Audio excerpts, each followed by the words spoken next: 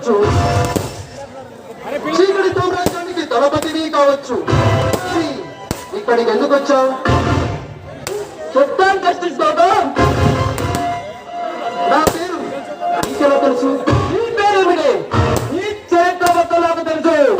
నువ్వు హైకోర్టు కొత్త జస్టిస్, నీకు నెలకు జీతం, నీ భార్య పేరు వసంత, నీకు ఇద్దరు కుమారులు, వారు ఆదిత్య స్కూల్లో చదువుతున్నారు.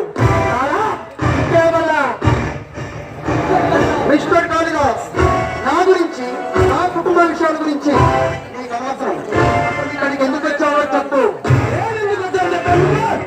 నీకు ఆ విషయం చెప్పలేదు. ఈ స్థితిలో ఏ మంచి పెట్టాలన్నా, ఈ స్థితిలో సృష్టించాలన్నా, బియ్యం చేయాలన్నా, బియ్యంగా మార్చాలన్నా, దేశ రాజకీయాల్లో తారుమారు చేయాలన్నా,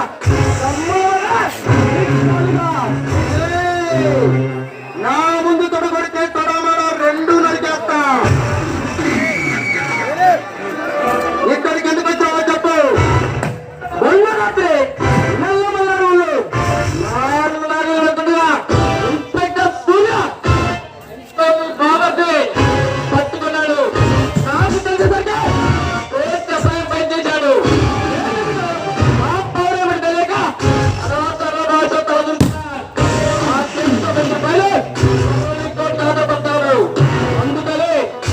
అందుకని మీ బాబాకి తెలిసే తప్పులే నువ్వు అంతకు మించి ఇంకొక మాట ఎక్కువ మాట్లాడితే ఈ నాలుక జీవిస్తా.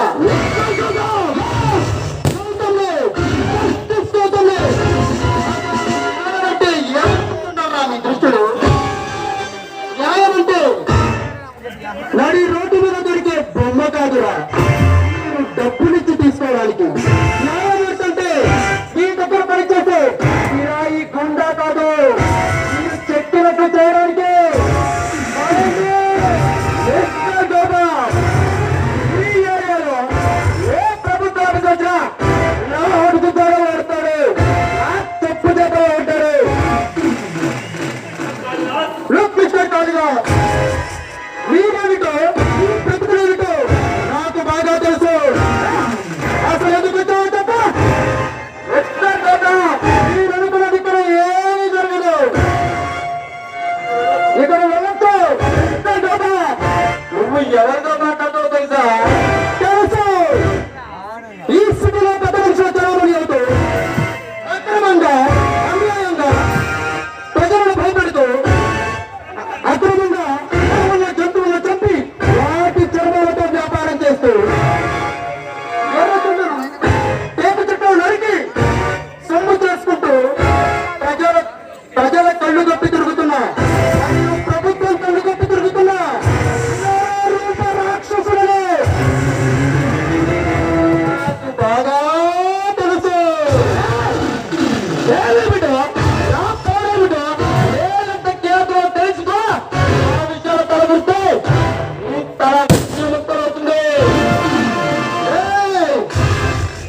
నువ్వు తమ్ముడు తిరిగిన మరగాడివైనా, రక్తం తాగే రాక్షసుడివైనా, ఈ రాష్ట్ర సీఎం అయినా, లేక ఈ దేశ పిఎం అయినా సరే, తప్పు చేసిన వాడు ఎంతటి మరగాడైనా చట్టం ముందు మంచి తీరాల్సిందే. పులిలో సత్తా గురిస్తే అది రక్తం తాగుతుందిరా.